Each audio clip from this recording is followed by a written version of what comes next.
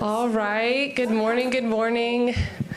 Thank you so much for coming to this session today. We're really excited to talk to everyone and learn from all of you. There's going to be some interaction. So we're going to be presenting on creating equitable, climate-resilient water and sanitation systems. This is built off a project between Pacific Institute, DigDeep, and the Center for Water Security and Cooperation.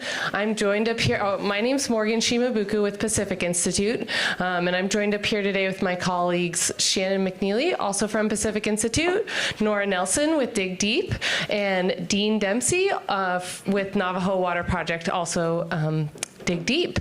And next session, if any of you are interested in staying for a second round, we'll have Jackie Schaeffer up here with us. So just to give a very brief agenda, we're going to give a little background on the topic and the project, discuss the water access gap and frontline communities in the United States, and then we're going to go through 6 different climate change impacts that we're seeing and we expect to experience to water and sanitation for frontline communities in the United States. And then Dean's going to be sharing from his direct experience on Navajo Nation with climate change impacts to water and sanitation. And then hopefully we'll have a really good amount of time for a group discussion and really getting information from all of you and learning what you're seeing with a very brief wrap up and next steps. So with that, I'm going to pass it over to Shannon. Yeah, hi everyone, thanks for coming.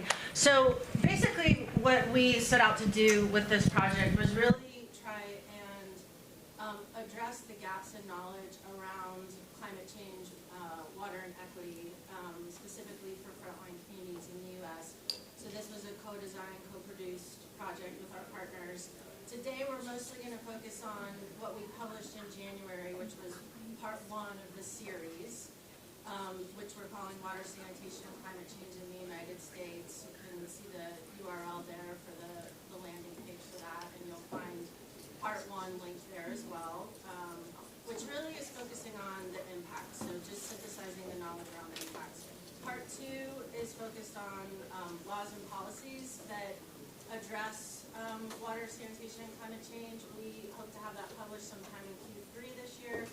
And then in Q4, we're aiming to publish what we want to really talk about in the discussion and get a lot of discussion and input from you all, which is really the kind of solutions orientation. So what has been documented that people are doing, strategies and approaches for achieving equitable, climate resilient water and sanitation.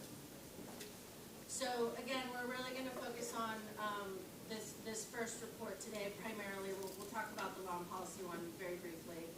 And again, really we wanted to establish kind of a foundation for understanding the intersection or the nexus of water, climate, and equity in the United States. Lots of things have been published, lots of people have worked on this. The National Climate Assessment, of course, does a great job in synthesizing the state of knowledge on climate change, but really focusing on water and sanitation for frontline communities wasn't synthesized in one place, which is what we set out to do. So that's really what we wanted to do, and we wanted this to be, for frontline communities themselves, the networks, the organizations who support them, all of you in this room, policymakers, and advocacy groups. So Nora's going to talk about the water access gap briefly. I just stand up, but I'm allowed talkers, so if I'm blasting anyone, maybe my mic even turn it on. On the bottom.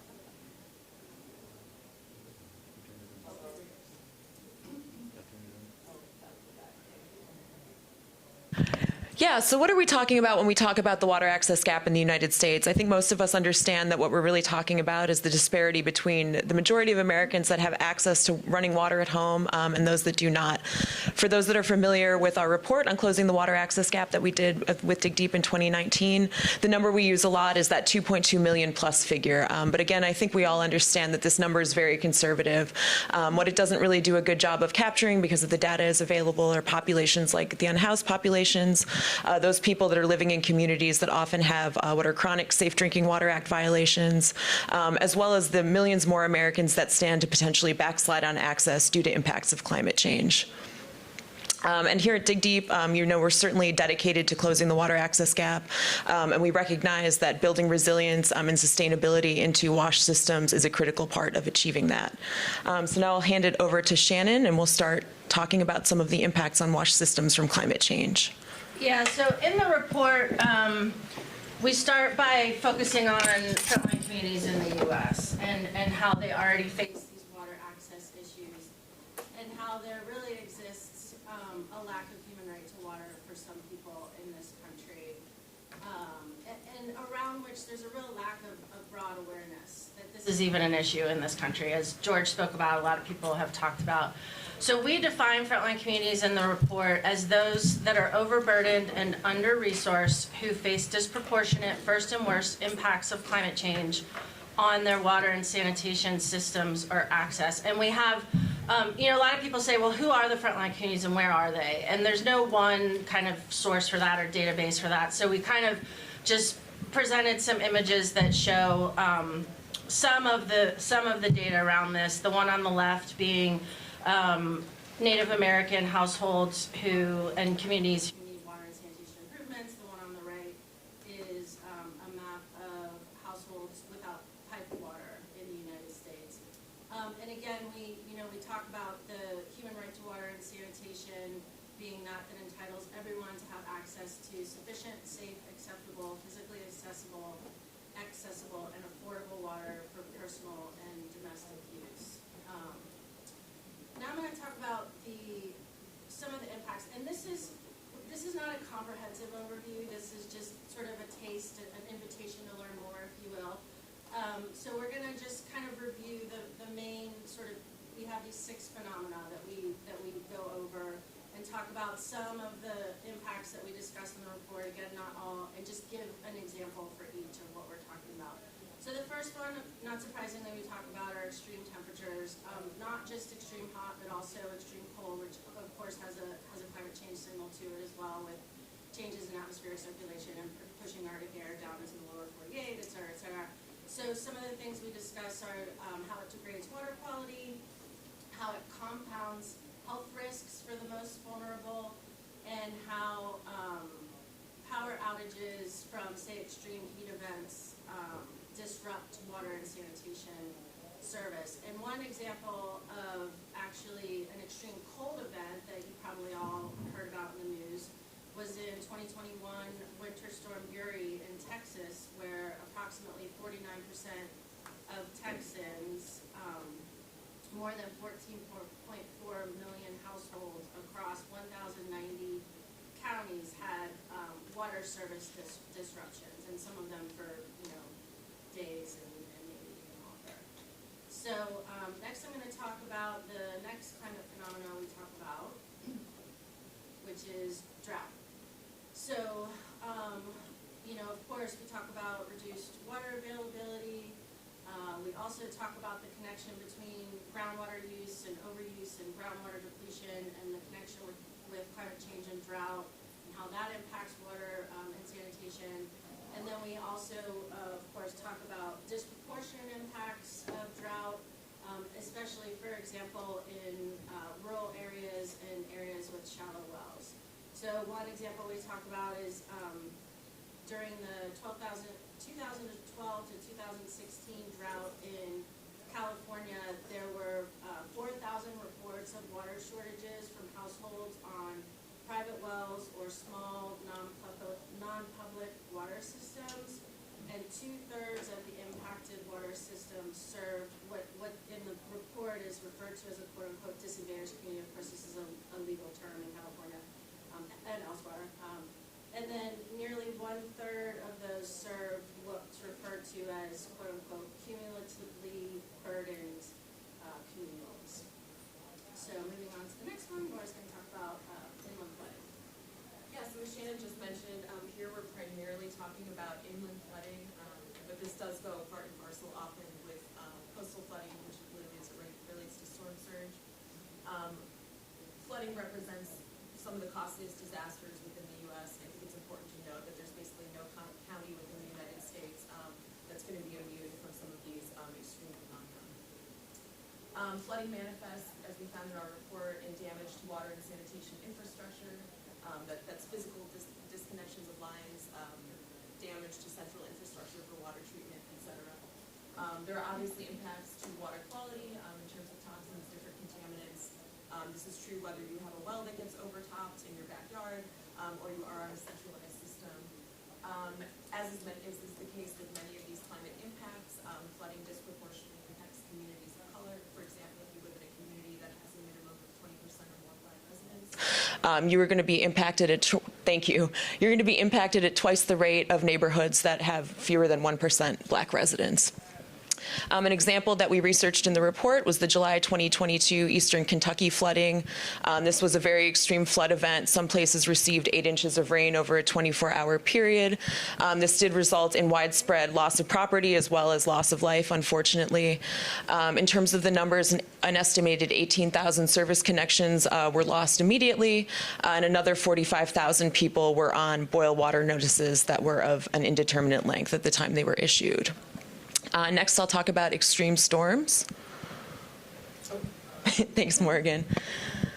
So similarly, like I said, extreme storms, stand to impact large swaths of the country. We see these manifest primarily as tropical cyclones. What we know here in our hemisphere is hurricanes, as well as convective storms or tornadoes. And tornadoes are really notable.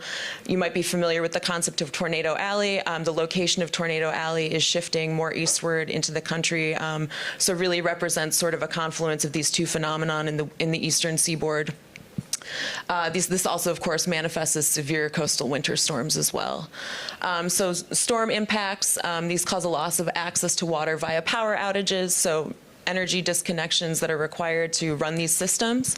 Of course, flooding, I think extreme storms are notable in that they really stand to amplify and exacerbate other climate impacts. Landslides, for example, if you have an extreme storm occurring in an area where there was previously a wildfire and there are a lot of burn scars, and similarly severe erosion in those areas, which then has a knock-on effect on water quality. Other risks to communities as a result of compromised wash systems include chemical and contaminant exposure from contaminated supplies and water lines, lack of resources for people to be able to access bottled water before services are restored. This might also result in the lack of physical ability to go out and get water from another source, particularly if you're constrained in your movement due to disability or what other reasons. Financial constraints, extreme storms, flooding, these can all result in extremely increased O&M costs. In cases where water supplies are getting contaminated, that may require the introduction of new technologies. And in many cases, utilities and systems are simply not financed to the extent that they're able to really adaptively manage these impacts and risks. The example that we used in the report, this is one that I'm sure everyone's familiar with, is Hurricane Katrina and Rita. These both happened in 2005. These had widespread, broad impacts for water systems in Gulf Coast communities that were left without drinking water and proper sanitation services for weeks to months. This caused both damage to physical infrastructure as well as widespread contamination of water supplies. Sea level rise is another impact that we explored. One of the main results of sea level rise being damage to the infrastructure that's there right on the coast, a lot of wastewater systems that empty into coastal waters. But that not only impacts anyone living right there on the coast, but the many people, thousands plus of households and other communities served from those systems much further inland. And one study, for example, estimated that the number of people who will be impacted by damage to wastewater systems on the coast is 5 times greater than the number of people who will actually be flooded from sea level rise. So it's a magnitude, or it's a huge magnitude more people. Surface water and groundwater contamination from saltwater intrusion, which causes very big challenges with treating that water for drinking water systems. And then we saw the sort of doubling phenomenon between sea level rise and drought. And actually one of the examples we pull out in the report was that in 2022, this actually again occurred in 2023, a saltwater wedge extended 62 miles inland on the Mississippi River. And some very small communities that sit along the Mississippi River there and have their intake pipes were then for weeks to even months having to basically barge and truck in bottled water for everyone that they serve because they didn't have the treatment systems to deal with salt water, treating salt water. Wildfires, this is the last climate phenomena we're discussing today. So those, during a wildfire event, they're immediately dangerous, of course, to people, but also damage infrastructure. There's also, at that same time, going to be a huge demand on the water system to be fighting that fire in many cases. We saw this in Hawaii, in Lahaina, where the firefighters weren't even able to put out flames because the water system had been damaged and there wasn't water available. Household scale, melting and rupturing of water pipes, water meters, domestic wells can be damaged and destroyed, and one of, unfortunately, in many states, there's no funding for domestic well owners to replace their well. So once it's burned up and gone, either you're paying for it yourself or you have no more drinking water. Community scale can cause many adverse effects, again, for the water intake system and treatment system. There's a lot of long-term silting effects to the reservoirs that communities depend on. And one example we pull into the report was in a small town in New Mexico. I think the year's not up here. I think it was 2022. There was a wildfire in their watershed, and this town has approximately 32% of the people living below the poverty line. And the estimates, the engineering estimates for what it would cost to install a new water filtration system was $100 million. And this is on just a couple thousand, serving just a couple thousand people. So completely unaffordable solution, but they had, really no other way to treat their water. So back to... Yeah, so that's all on that first report. I'm just going to talk really briefly on the second report that we're going to be releasing, hopefully, like I said, in the third quarter of this year. And this is a collaboration with the Center for Water Security and Cooperation, who, of course, are legal experts. And so what this report is looking at is really, how laws enable or not equitable, climate-resilient water and sanitation, laws that don't proactively and equitably help to manage water resources, especially in the context of climate change, don't help to ensure that there's sufficient water resources for drinking water purposes and other purposes, of course. So we're looking at, how laws enable this, how laws must address issues like water scarcity, water overabundance, water quality, and water equity. And then we talk about how existing laws leave several gaps in terms of where laws could help protect water and sanitation for frontline communities better. So keep an eye out for that. And now we are going to hand it over to Dean to talk about the Navajo Water Project.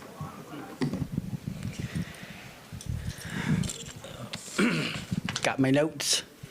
Yate. I'm Dean with DigDeep. I'm the field engineer for DigDeep. And yesterday, Emma said I had a lot of jokes, so here's one. What do you get with a Navajo and a Cherokee? What do you call a Navajo and a Cherokee? Cheerios. So, that joke. So,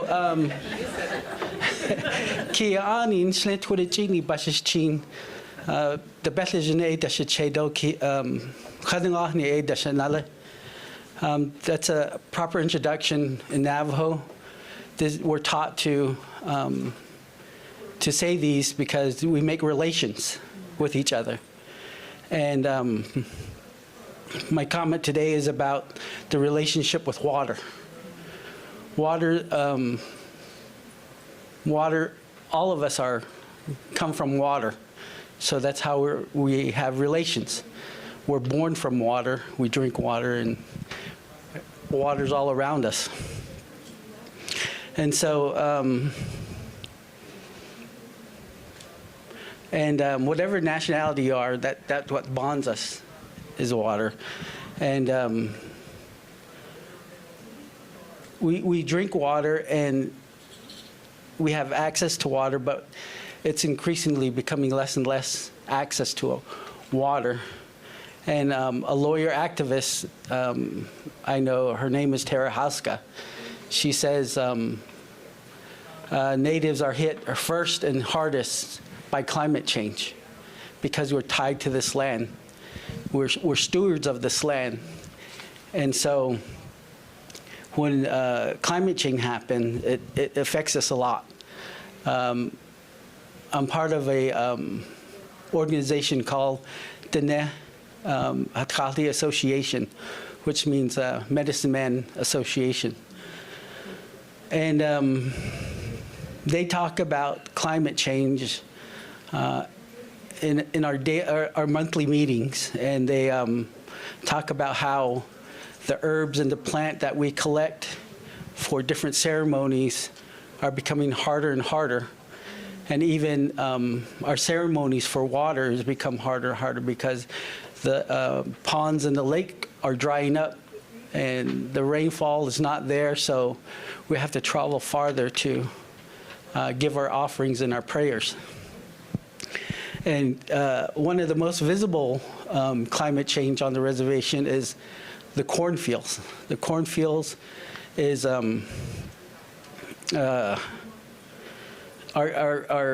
less and less because of the rainfall.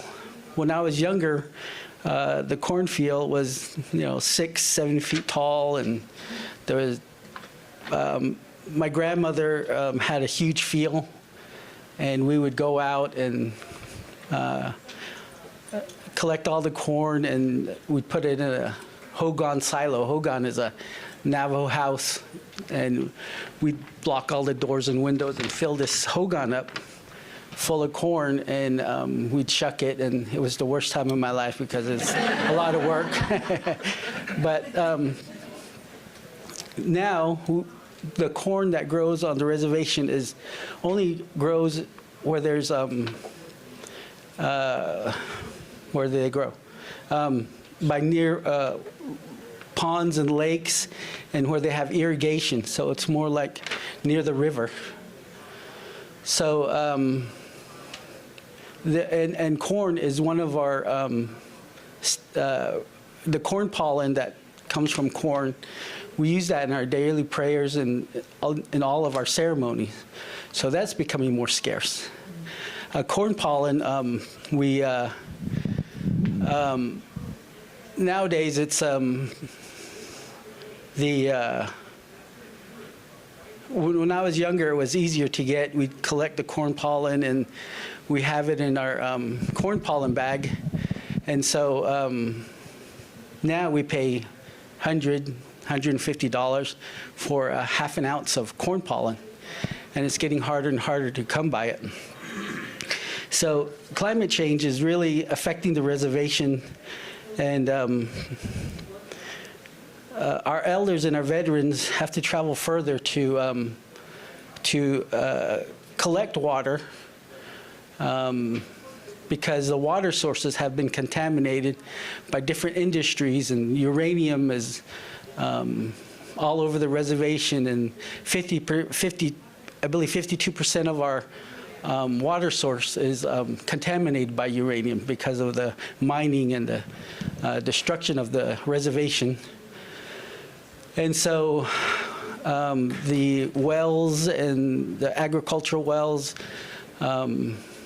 are further out. So people travel minimum 30 minutes to get water. They have to load up their trucks, and the elders and the veterans, it's harder on them, and even the single parents, because if they don't have a vehicle or they don't have money to pay for the gas or pay for the water, it makes it harder on them. And so that's where we come in and try to help them out.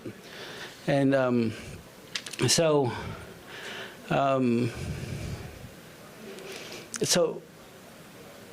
water's become less accessible, and we're having less control of the water that comes through the reservation. And the water that used to be free when I was young, we have to pay for now. And so, and that's all climate change and, you know, the contaminants on the reservation now that infrastructure is coming in. So a lot of those folks go to an artesian well or an agricultural well in ponds or lakes or a wash, and that's where they collect their water. So when they bring it home, the little knowledge they have about sanitation, they boil it, and thinking that that would it clears the bacteria, and if there's any bacterial contaminants in that water. But if there's uranium and arsenic, as we know, that makes it worse, boiling it. So then they get sick, they get cancer, and they don't realize where it's coming from.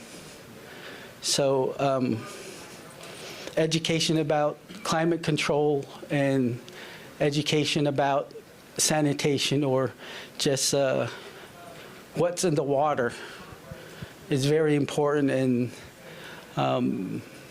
I started with DigDeep 2 years ago, and it's the best job I ever had. I love it because it gives me the chance to try to educate my people on what they need to do and how to keep their family safe with chlorination, or just knowing what's in the water.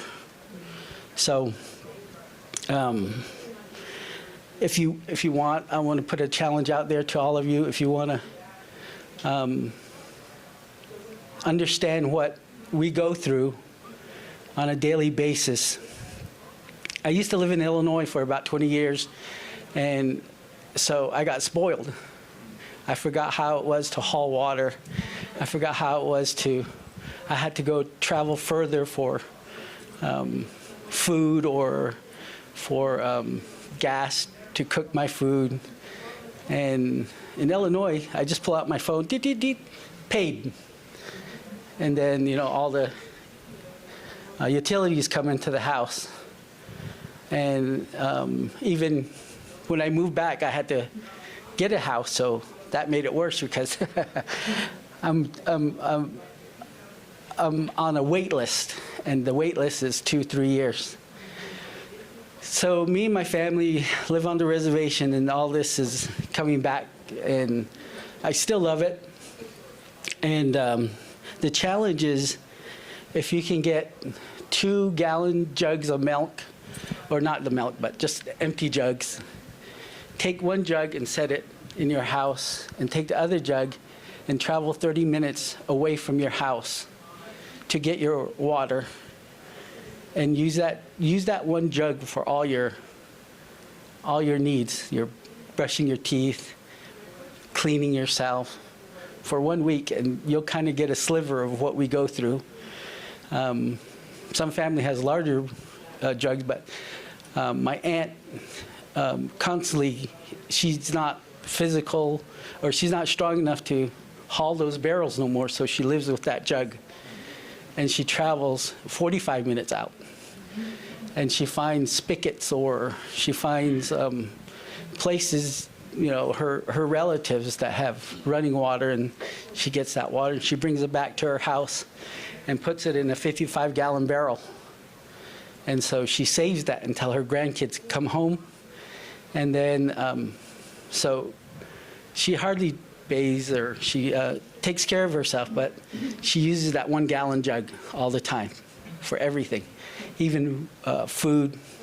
So I challenge you to try it, and then you'll get a slight sliver of how we live, and how hard it is to come by water, and how climate change has made it worse because the distance we have to travel.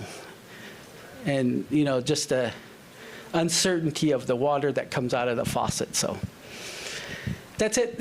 Thank you very much for listening, and have a great day.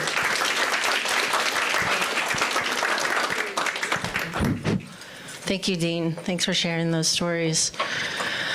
So now we're going to transition from all the doom and gloom into the climate resilience portion of the session. So we really want to have a discussion with all of you and kind of get your input and even crowdsource a little bit for what you know or what you want to know about how to create equitable, climate resilient water and sanitation systems. What are they? What do they look like? What are the components of them? What's worked or hasn't worked that you've seen? Or what do you want to know? So we're going to do this group exercise. And so you all have sticky notes and pens on your table. So the goal, again, is to understand what approaches and strategies have been tried to create equitable, climate resilient water and sanitation. We'd love you to write down anything you know of, anything you want to know. We have these 4 questions. We're going to give you 7 minutes to do that. The questions are on these big sticky notes, 2 on one side, 2 on the other. So the first 2 are on the right.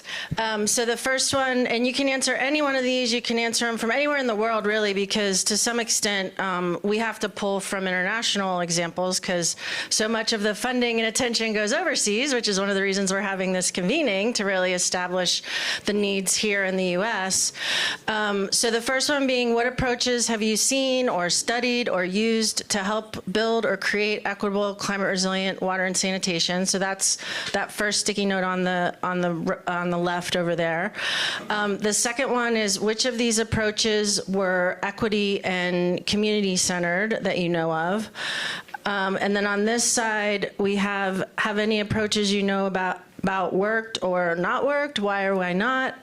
And then for those of you that might not actually know a lot about the topic, maybe you're here to learn more about this topic, what kind of questions do you have that might help inform us as we're continuing to do our research on this topic? Can't guarantee we can answer them for you, but they will certainly take it into consideration if it's not something we've already thought about, that there's documentation that we can find to write up in this report. So with that, we're going to let you guys sort of cogitate and write your thoughts and put them up on the walls. We'll give you about 7 minutes, and then we'll spend the rest of the time discussion, questions, etc. So on your mark, get set, go. You starting a timer? Yeah. I know, I was so distracted by your bracelet. Is it really? Oh. I just kept turning it off so it wouldn't like. Oh, I mean, I can. You can if you want, but I can also. Okay. I've just had bad experiences, where they like go. Oh yeah. No, we're getting here for that. The hot mic, yeah. Yeah. No hot mics here today. 11, 8, and 5. Oh wow. I started late. Yeah. Nah. You're 30, right? Yeah, I am. Office of Water, state revolving fund.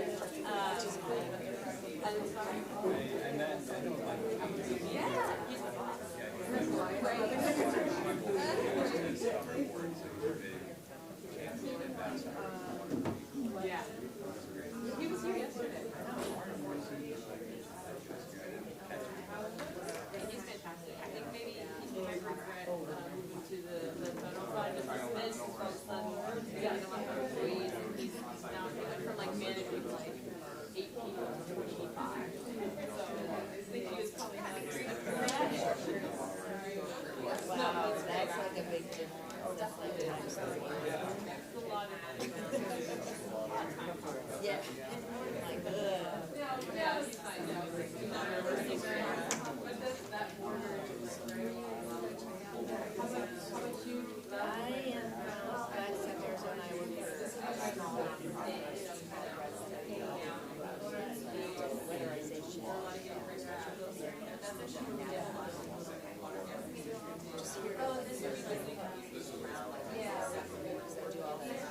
grant writing is a lot of hard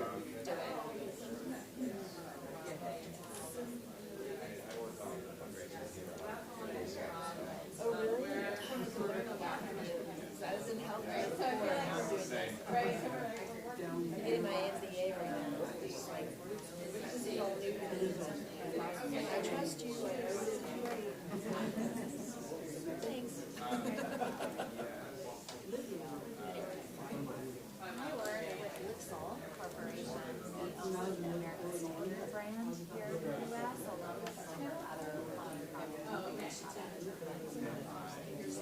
We also have a sanitation organization called SATIC that works in 44 countries around the U.S. We've developed like a $2 toilet plan that has a really used on top of all the trains to sort of isolate users from pathogens that might exist. I work for a program that is focused on domestic wash issues in the Middle East.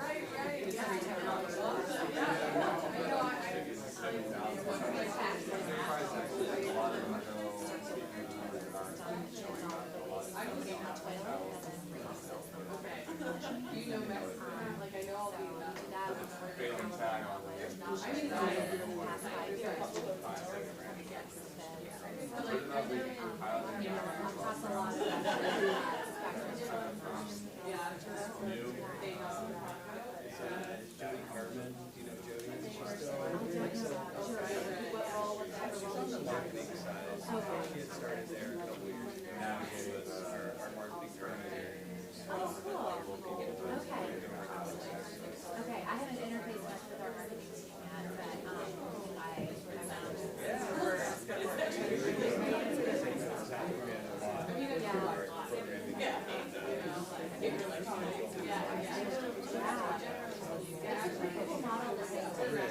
we don't actually manufacture ourselves. We've established enterprises in all of these countries and enabled them to take on manufacturing and distribution. It's really cool. Just giving that back.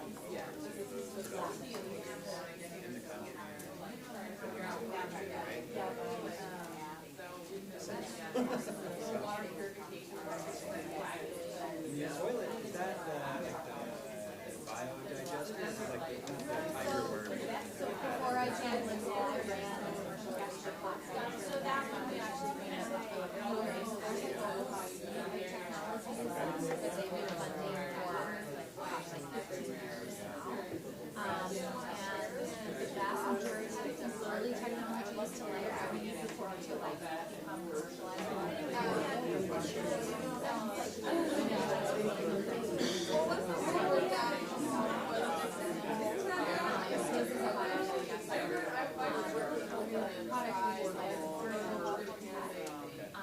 and there are two different household scales.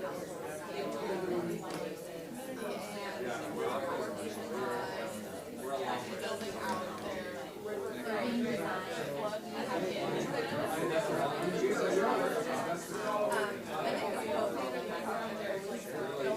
We have some work to do to try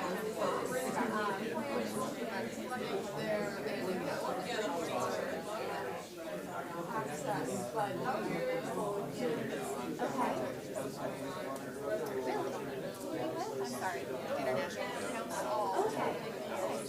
1 minute warning. If anyone wants to start putting their sticky notes up on the, what are they? The big sticky notes. No one's listening. That's Inception stickies,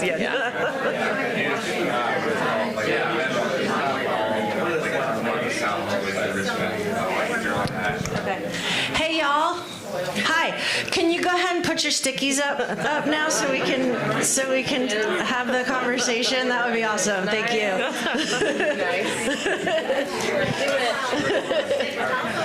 Do you want me to go and like Nora, read those, or should we just kind of? So what? As nervous as No, that. don't worry about it. Oh my God. Not rude at all. And then there's a break. Oh, we do. No, public speaking is not my favorite activity either. You can maybe look after like look around and see if there's anyone. Keeps me up at night. Well, hopefully you don't lose too much sleep over this.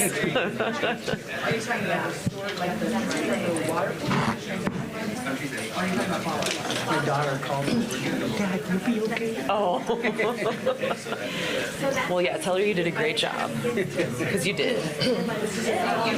You did. Thank you, Dean. And you almost stayed on time. You were only 12 minutes. I could have went longer. But we went pretty fast, so Yeah. I know you're a talker, so we kind of cushioned it a little bit so you had a little extra time, but Well, to be fair, there's no shortage. yeah, exactly. That's almost worse than the actual public speaking is knowing it's being recorded. I didn't even know it was being recorded. I think they told us that. Yeah, they did. forgot. It's better to just forget. Yeah, exactly. No, I didn't realize until I sat back down. So I was like, oh yeah. All right, thanks everyone. So let's turn our attention back to the room. And does anybody want to start off by talking about an example that they put up on the board? Hello, hello, attention please. That's what I do to call my dogs. Not that you're dogs. I didn't mean to say that at all. So, does anybody want to start with an example that they put up on the board? Morgan's going to look through and maybe pull some out to talk about. But why don't we start with the first question on what approaches have you seen or studied? What examples do you know about? Maybe you learned about it at this conference or some project that you're involved with or studied that someone wants to share. If not, we're just going to start pulling stickies and reading off the examples, I guess. All right. Yes. Do you want the microphone or you just want to talk loud? I think my voice is loud enough. Can you guys hear them back there? If you can hear me, then They can't hear you. Good morning, everyone. I'm Malik Keita. I'm with Global Water Challenge, a non-profit with a mission to achieve universal wash access around the world and achieve water security. So it's a pleasure to be here. An example that comes to mind to me whenever I think of climate resilience wash access is a project that we've supported in Madagascar, one of the poorest countries in the world, where they are susceptible and vulnerable to flooding, cyclones, and so on. So in the design of some of the projects that we did, we invested and developed flood resilient infrastructure, which consists basically in having an elevated water access point and also a leadway to get to the point, the community water point, because most of the households cannot afford to actually get a household connection. So they shared water facilities. And we learned in the process that when you kind of build them in a standard fashion at ground level, whenever there is flooding, communities cannot access them. So in the design, we developed this kind of methodology and infrastructure where it's elevated. It costs, of course, more, but in times of flooding, communities still can access the water point and benefit from clean drinking water access. So just one example. Yeah, great example. Thank you. Yeah.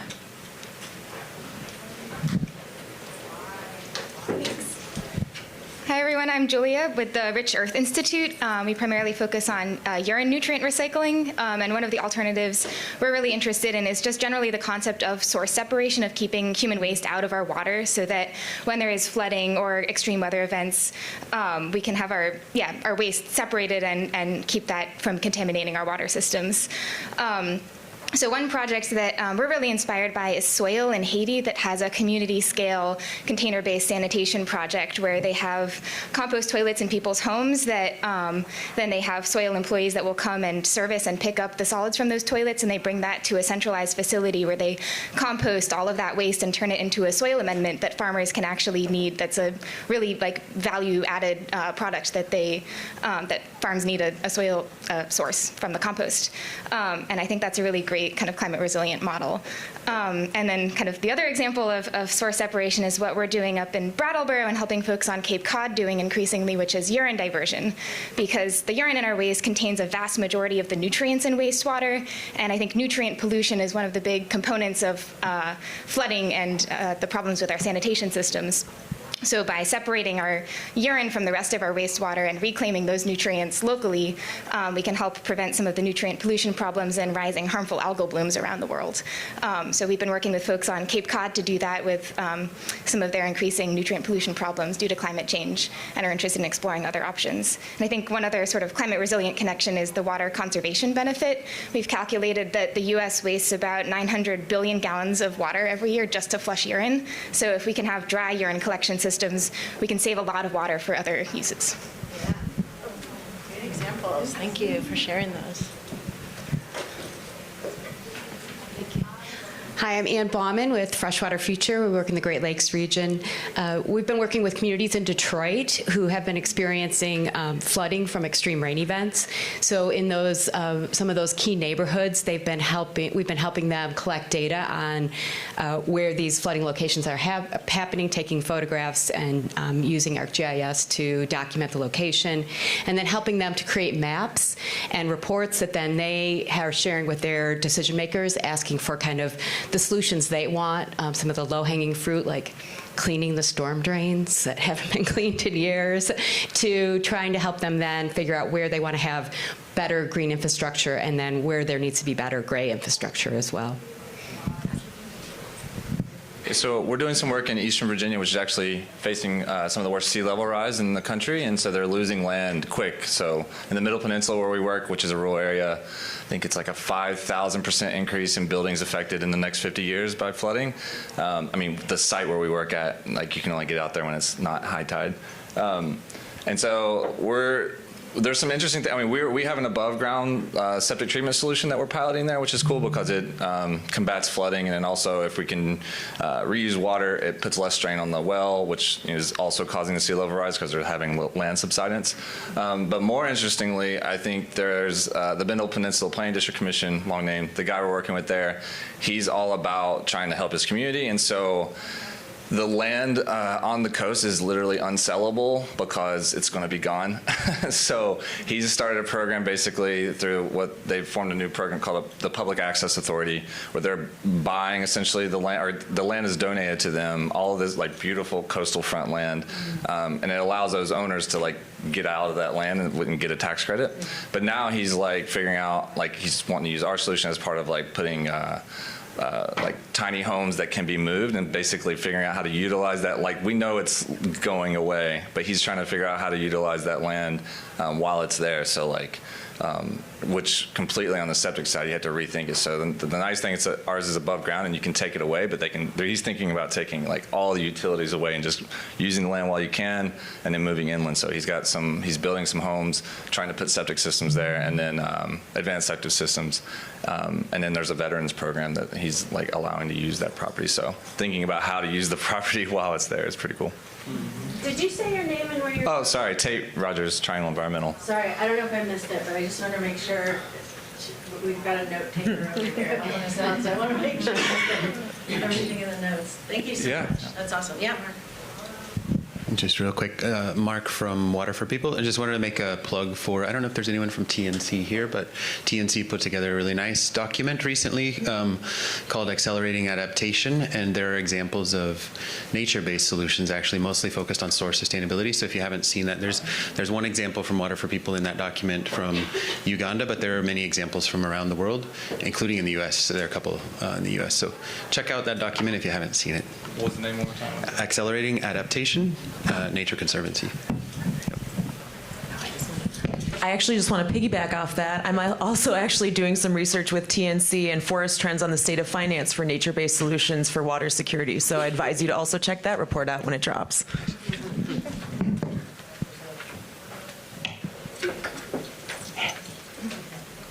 Hi, I'm Jordy from Water Drop LA. We're based in Los Angeles in Skid Row. I didn't actually put this on this, but I thought about this as everyone was talking. In Skid Row, we have we call the Skid Row Community Refresh Spot, which is a resource hub, and I think it's largely community driven. But there you have a climate, I mean, it's got shade, so respite from the elements when it's particularly hot. You've got bathroom, showers, water box to refill, your jugs and things like that, and that provides a lot of support for that particular community and probably help in a lot of other places as well. These are really great. Yeah. Love hearing them.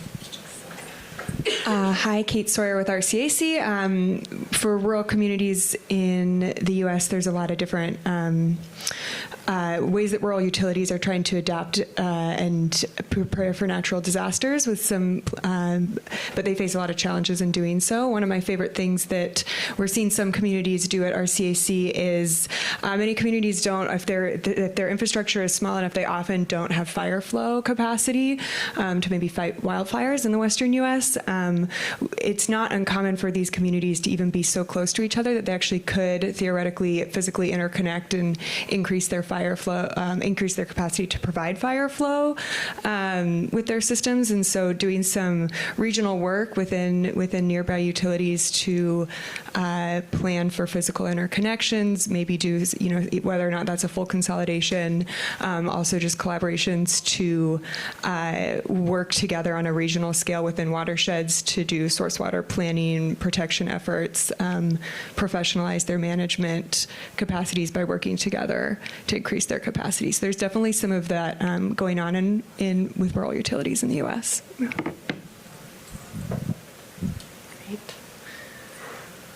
I just wanted to point out that there's relatively few on the which ones are equity and community center, because I think it's almost redundant in this room. Like all of these have pretty much been equity and community centered, so that's a good sign. I'll also point out that there's not many on the what's worked, why or why not, and I think that actually reflects a gap in the state of knowledge, which we're probably not going to get super into in this particular report, but is maybe a future project, more on the sort of assessment, evaluative side of things. This round, we're just going to more be sort of talking about what are the attributes of an equitable, climate resilient water and sanitation system, and what are some examples that have been documented that demonstrate those attributes, or what are some of the challenges or barriers to actually achieving this. Does anyone else have any other examples they want to share? Because if not, we can maybe talk a little bit about the questions that folks put up on the board. You have one, she has one in the back. Hi, I'm Ashley Boycenet from Flush. I was thinking about I remember back when I was a kid, the water saving public announcements, and low flow toilets, and turn the faucet off when you're brushing your teeth. And that just made me think about how, sometimes it seems like it's becoming less of a thing, but it was the blame was being shifted onto the private citizen instead of corporations being held accountable. So I guess that's an example of a non-community centered approach. Can I add to that for a second? So my name's Andrea. I work with Lixil. We're the parent company to American Standard Toilets. So we manufacture a whole range of water efficient products and fixtures. I think what's really interesting, right, is that there are regulations around water efficiency, and the adoption of water efficient fixtures at a household level is really low. Like in California, they have been driving towards water efficiency for 30 years, and they're still looking at adoption rates around 35% at a household level. And so when we think about water conservation, I think there's so much more that can be done to drive the adoption of products that are already in the market, in addition to identifying new solutions. we just announced about a month ago the license of a new reinvented toilet that's been produced and designed by the Gates Foundation through a relationship with Georgia Tech. It's a toilet that is intended to be an off-grid toilet. It's a flushing toilet.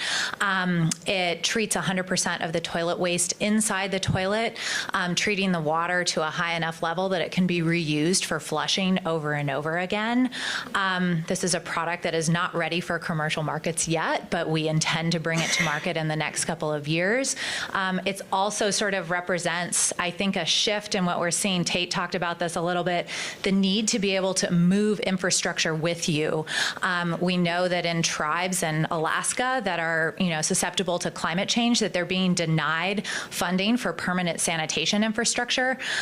There is a need for solutions that can move with people when they need to move for climate reasons. And so we think that this could be one of those such solutions and are really excited to introduce it.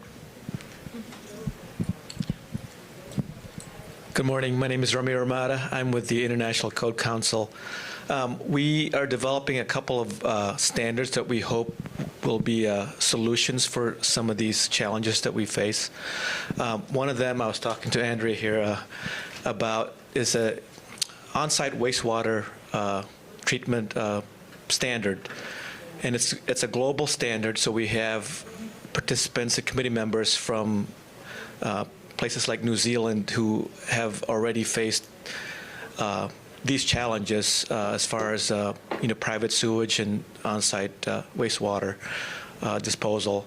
And we're teaming up with the University of Miami to do research to back this standard up with real data and by researching the what's out there. And there is no consistent requirements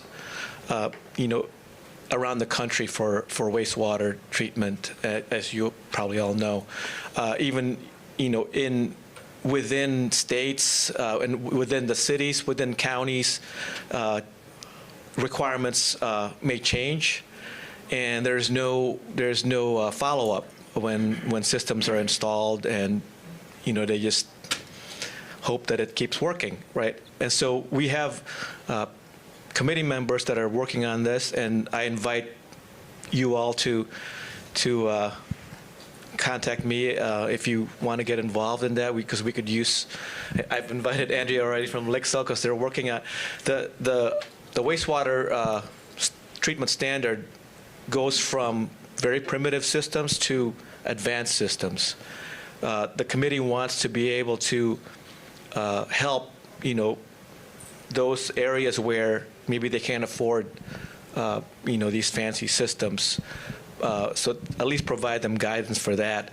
The other standard we're developing is for pipe sizing for buildings, water systems within buildings. So on the supply side, the waste side, and the venting, right? It's a consequence of, and it was mentioned earlier, the water efficiency aspect. There's unintended consequence of when you don't use enough water. These systems, like in this building, were designed for a certain flow rate, certain water use, and if it's reduced, the water stays in the pipe longer, and so the treatment that was made to the water at the plant has dissipated. And so this other standard we're developing is to help designers size the piping systems, on the supply and the wastewater side, to make sure that the water that we have is safe, and the pipe is scoured from the pathogens that may be formed. Again, if you have any questions, please reach out to me. Thank you. Great, thank you so much. We are actually at time. I don't know about you guys, but I feel like that flew by.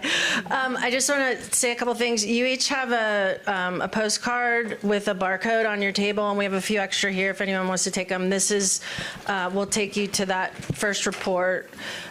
Also, we are hiring at Pacific Institute. We're hiring a researcher, a master's level researcher. So look at our website under careers.